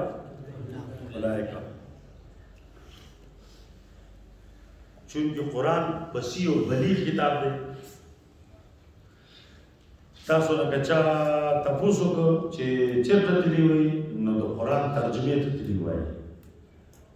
تاسو معنی زده کړل هغه سره به تاسو تاسو معنی زده کړل نه د قرآن معنا چپلار زده کولی شي قرآن معنا خدا معنا چې څنګه دا بلنه لفظ دی دا ته چې داګه نه تعبیر کې دا او دا یو شان دی په فصاحت او بلاغت کې نو د قرآن په شان ته بل ژبه شته چې زه د قرآن ترجمه وکم هغه ترجمه او مترجم دا دواړه یو شان دی په فصاحت او بلاغت کې شته نشته نو چې نشته نو معنا دې ته وایي نو معنا دې وکړه د قرآن معنا نه کیږي ترجمه څه ته وایي چاړه ته یره کا سړی ته وایي داسې نو څه معنا پټکې راوړي داسې مونږ د چاړهګانو په شان هغه د یو لغت نه بل لغت سره تعبیر کول او دا سړی پوهول چې د سر خوځي چې او زه پوه شم دا الله علم یقیني نه دی پوه شم سر خوځي بس دې ته ترجمه وایي دا معنا نه دی نو دې وجه نه اولئک معنا د چا نیکو هم نشي کولی اولئک معنا به څنګه وکړي دا کا نه دی دا کا د حرفي دی دا اسمي نه دی اولئک دغه شو دا کس معنا کته چې تا ته وایم خدای غرض تا ته وایم رسمي معنا دی که هو حرف دی تا ته وایم خیال دی اقول لك نو چې ته اقول لك ترجمه ده کاف کی نو دا خو چې نو معنا مستقله نشو بډانګي حرف دې ته وایي چې غیر مستقلی بالمفعولیت نو دی وجه نه منګه معنا نشو کولای دا معنا کوو د قرآن مسکو ترجمه اولئک دا خلق دا اولئک دا خلق چې اولئک ترجمه شو د کته ترجمه ده نشو خو چې کی ترجمه ده دا یعنی دا خلق تا ته وایم دا تا ته وایم کې د دې کار نه منګه اسمي معنا کوو په غلطه باندې تا ته وایم په اسمي معنا بلکې چې نو فعلی معنا ده اقول لك اوس بشارت ذکر کوي عنوان ده بشارت ده اولئک علی هدن دا خلق چې موصوفی وي په دې صفات باندې علی هدن دوی هدایت د پاسه سوال دي ظلمات تیرے کفر شرک د باندې فی راځي منغمس دي پټ دي په کفر او شرک کې او هدایت لپاره اعلی ذکر کوي دوی خود هدایت د پاسه سوال دي مړه لکه څنګه چې اس باندې سړی سور وي او اس قابو کړو چې چرته دي من ربهم اولئک علی هدى من ربهم دوی په هدایت باندې دي نه هر سړی وایي چې په هدایت باندې نه من ربهم لطرف طرف دینا در رب طرف نه دوی په هدایت باندې دي يهود او نصارا هندوان څخه کم هغه ځان ته هدایت باندې وایي خو من ربهم ونه دي واولئک او داخل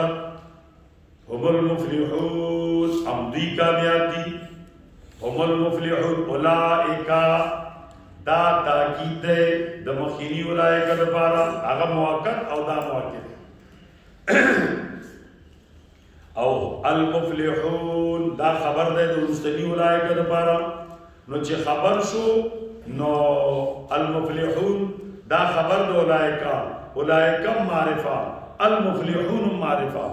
مبتدا او خبر چې دواړه معرفي وي نو دې کې دوه خبرې وي یو خبر ده چې دې منځ کې به ضمیر فصل راوړي چې دا صفت او موصوف نه دي مبتدا او خبر دي دیمه خبره به کې دای چې حصر من الجانبین دا خبر به بل وي تر مبتدا پورې او مبتدا به بل وي تر خبره پورې فلاح بند دغه موصوفینو پورې دغه موصوفینو نه غیر بل جاته فلاح نه ورځي دې نه غیر څوک دي خو غیر متقیان نو غیر متقیان کې کوم څه دي او يهود نصارا او دا موصوفین بصفات دا بندي تر فلاح کوي نو فلاح چاته وایي کامیابی د آخرت فلاح چاته وایي نیل المراد بلا مشقت نیل المراد بلا مشقتنا نیل المراد بلا مشقت زمانہ دخول اولی جنت معتزله ډېر خبر شو پدې ترجمه معتزله وایي چې زموږ د ملا ماته کړه ملا څنګه موږ ویلو چې اولئک هم المفلحون دغه خلق چې چا کې دا صفات خمسه وي نو دوی به فلاح مومي جنت ته به دوی داخليږي او کچا کې دا فلاح دا صفات نه وي او مرتکب د کبیره وي هغه جنت ته تللی نشي روافض وایي مړه کافر دی نو خود نشي جنت ته معتزله وایي هغه مسلمان ته کافر وایي مسلمان هم نه دی کافر هم نه ځکه منکر دی فلاح پکې نشته جنت ته نشي داخلي کوم ځای کې وي چې د عرب معرب کې بناسي د معتزله دلیل شو کوم شي نو مرتکب د کبیره جنت ته نه شي دغه په نسبت نشته ولی متقین دي او الله پاک چې جنت ته داخله دل ویلي دي چاته ویلي متقیان نو اولئک هم المفلحون امدغه متقیان په کامیابی جنت ته وځي او د متقیان نه بغیر وسو جنت ته نشي تللی متقیان څوک چې پنځه صفات پکې یو سره چې روز نه کوي متقی دی نو مفلحون دی نو تارک د مانزه تارک صلات معتزله وایي جنت ته نشي مرتکب د کبیره جنت ته نشي تللی زکات ورنکه جنت ته نشي تللی ایمان دې په موږ کوي او موږ باندې نو دیو جن مرتکب د کبیره جنت ته نشي تللی معتزله وایي قران سره دې ثابت کړي اهل سنت د داګه او د میدان راشه جواب را وکړه ما ورته جواب وکړ تاسو به پوښتنه فلاح وایي چاته دخول اولی جنت تا نیل المراد بلا مشقت دل فلاح فوز دے نہ وای فوز عام دے فلاح خاص دے نیل المراد بلا مشقت من وای منا متزیلی علم را دے پاشا دا غوم پیرانا کولاو اسی التصم و شهید مکنا متزیلیا چاکه چې پنځه صفات وی دے په جنت تزي اولا نه بدره نه لار کې څوک د شناریګار ته پوس کوي نه بدره نه لار کې د نوم ته پوس کوي نه باید پلان نوم ته پوس کوي ډایرک په جنت ته ځي او چې چا کې دا تقوا نوي فلاح نو هغه د بارا په فلاح نوي دخول اولی جنت ته نوي تاسو مته د کې یالګه دا ګراوند دي کړی دی او ز ولې دې کو ز الګه وای زیات کنګال به کی به ته په جنت راو نو جنت ته داخل شو خو دخول اولی په نشي متذری خو د سره منینا هغه وای ټول عمر به جنت ته نشي تللی من وای د جنت ته بزي یا بعد سزا والجزاء او یا بسره حساب یسیر کی حساب یسیر په درې ورځې مخکې تاسو ویلي چې څه ته وای حساب یسیر د څه نه باندې یو ټکی وای عرض پیش کول دا عملونه دي بد عمل کړی دي او ځان کا سبا چې جنت نه دي شرمو او یا دوزخ ته وګورئ او دوزخ کې صفائی وشي هغه نه پس به جنت راشي نو فلاح قرانه نه کوي نو معتزله څخه خبر شو په دې خبره باندې روافض هم خبر شو معتزله هم خبر شو ځکه چې دا مستدل دا غيو استدلال باندې پوښتنه په جواب هم پوښتنه مکه ورته دا تکرار راغی تکرار ناروا ده نشته تکرار اولئک علی هدى دنیوی و اولئک هم المفلحون دا اولئک څه شی اخروی دنیا کې هم کامیاب دي صحابه متقیان او آخرت کې هم څه دي کامیاب دي اولئک علی هدى و اولئک هم المفلحون د صحابه څومره عظیم الشان صفات شو ځکه چې اولین مخاطبین دي آیتونه ترسوکو صحابه کرام او صحابه کرام کې د ټول نه اوچت نمبر صحابي ابو بکر صدیق اور پسې عمر اور پسې عثمان اور پسې علي اور پسې عشره مبشره او بعض خلک داسې دي چې دا څه چې یاد کړل عشره مبشره وایي چې شي وایي عمر او ابو بکر او عثمان دا ما یاد دا چې شي وایي نو د قران خبره په قران کې اولئک علی هدى دا په هدایت باندې سوال دي په دنیا کې او دي کې فلاح ده او فلاح مې درته وی چې اخروی کامیابی دوی چا دوی دخول جنت اولا یو بل اعتراض تاسو نه د پښتو سړی وی لن يفلح قوم اذا ولوا امرهم امراه هغه قوم نه کامیابیږي چې د هغې مشري ښځه کوي وایي موږ خو د ښځو مشریانې کتلي دي چې کوم وخت کې ښځه مشره وه نو د غوړو دا ډولچه دا چې دنو په 100 روپیو په 200 او د غوړو تروړه په هغه وخت کې په 600 په 200 سره داسې او چې کوم ځای کې د ښځې حکومت یې وروره نو هلته چې نو ارزاني وي او نبي علیه السلام فرمایي لن یفلح قوم اذا ولوا امرهم امرأتنا او د نبي علیه السلام پیشنګویانې چې ته دروغ شوي دا دې حدیث ته خو سره اعلان کړی دا څنګه حدیث په سوال باندې خاموشي کړه جواب وکړي تا د فلاح معنا نه زده کړې د کافر بچیا فلاح معنا فلاح څه ته وایي نیل المراد بلا مشقت فی الاخرت بل ترجمه مې وکړه دخول اولی جنت فلاح دې ته وایي اخروی کامیابی ته وایي او اولئک علی هدى دا دنیوي اولئک هم المفلحون سره د چا سره ورکو اخروی سره چې تکرار ختم شي او د خلقو د خنیم بندي شي فلا آخرت کامیابی ته وایي او لن یفلح قوم راشه او ترجمه وکړه لن یفلح قوم هغه قوم با فلاح اخروی ونمومي اذا ولوا امرهم امرأتنا اذا كان امراؤكم خياركم واموركم شورى واغنياؤكم سمحاءكم واموركم شورى بينكم فظهر الارض خير لكم من بطنها واذا كان امراؤكم شراركم